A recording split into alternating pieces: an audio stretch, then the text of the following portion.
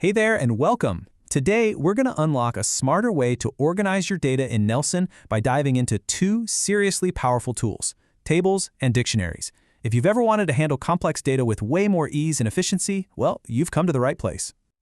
You know the feeling, right? We've all been there.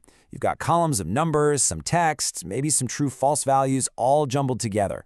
Trying to force all that into a simple array, it's a real headache. It can lead to some clunky, super inefficient code. But hey, don't worry, because Nelson has two fantastic solutions designed for exactly this kind of chaos. We're going to explore how tables and dictionaries can bring some serious structure, clarity, and speed to your work. So, let's dive right in. First up, we've got the table. Honestly, the best way to think about this is like having a spreadsheet or a database table built right into your Nelson environment, just ready and waiting for some high-speed computing. So, what exactly is a table? Well, think of it as a special container for column-oriented data. Each column is basically its own variable.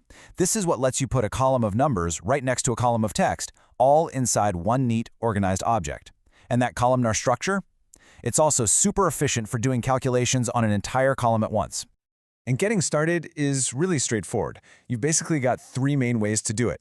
The table function is your go-to for building one from scratch, using variables you already have. If your data is sitting in a numeric array table Tico is your shortcut. And if you happen to have a struct to Tico is awesome. It just converts it for you and even uses the field names as your column headers automatically. Pretty convenient.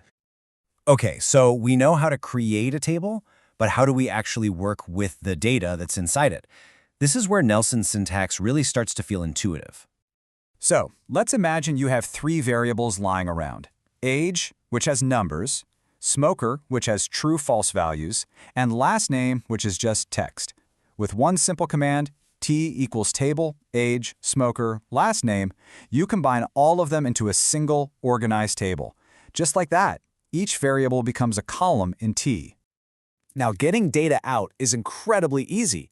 To grab the entire age column, you just use dot notation, like you see here, t.age. It's just like accessing a field in a structure. It gives you the whole column back as a variable. But what if you don't want the whole column? What if you just need one specific piece of data? That's where curly braces come in. Using something like T2, last name lets you pinpoint an exact cell, in this case, the last name in the second row, and pull out its raw value. This is how you really get inside the table.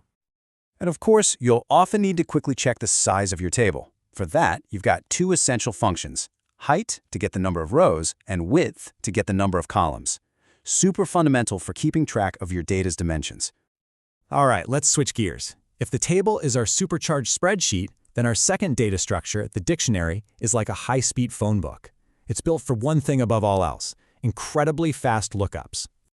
So at its core, a dictionary is all about key-value pairs. You have a unique key, say a username, that maps directly to a value, like their full name. The magic here is that Nelson can find that value almost instantly, no matter how big your dictionary gets. It does this using a clever process called hashing, which basically turns the key into a direct address, letting it jump straight to the data instead of having to search for it. Now, before you can start adding any entries, and this is a crucial first step, you have to initialize the dictionary. You do this by calling the configure dictionary function. This command sets up the whole underlying structure that makes all that efficient storage and lookup possible. So let's look at the complete life cycle of a dictionary entry. It really just boils down to three fundamental actions. You put data in, you get data out, and you take data away. These are the three pillars you'll use all the time. You insert a new key-value pair to add information, you look up a value using its unique key, and you remove that pair whenever you don't need it anymore.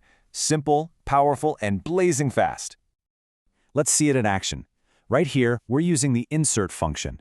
We tell it which dictionary to use, which is D, then we give it our unique key, user123, and finally, the value we want to pair with it, John Doe. Now to get that information back out, we use lookup. We just need to give it the dictionary and the key, user123, and boom, it instantly gives us back the value, John Doe, which we can then store in a variable like name. And to finish the cycle, once we're done with that user's data, the remove function cleans it all up. We just tell it to remove the entry tied to the key user123 from our dictionary D. It's that simple. So we have the table, which is perfect for structured, column-based data, and the dictionary, for super fast key-value lookups. The final piece of the puzzle, then, is knowing when to use which one. And this really breaks it all down. You want to use a table when your data fits naturally into a grid, like a spreadsheet, especially if you plan on doing calculations on entire columns. You should choose a dictionary when your main goal is to store and retrieve individual pieces of info as fast as you possibly can, using some kind of unique ID. Ultimately, it all comes down to this. Don't try to hammer a square peg into a round hole. By really understanding the strengths of both tables and dictionaries, you're going to write cleaner, more efficient, and just plain more powerful code in Nelson. So, with these new tools in your toolkit, think about the data challenges you're up against. Are you ready to organize that messy data set into a pristine table? Or maybe build a high-speed lookup system with a dictionary? The power is officially in your hands.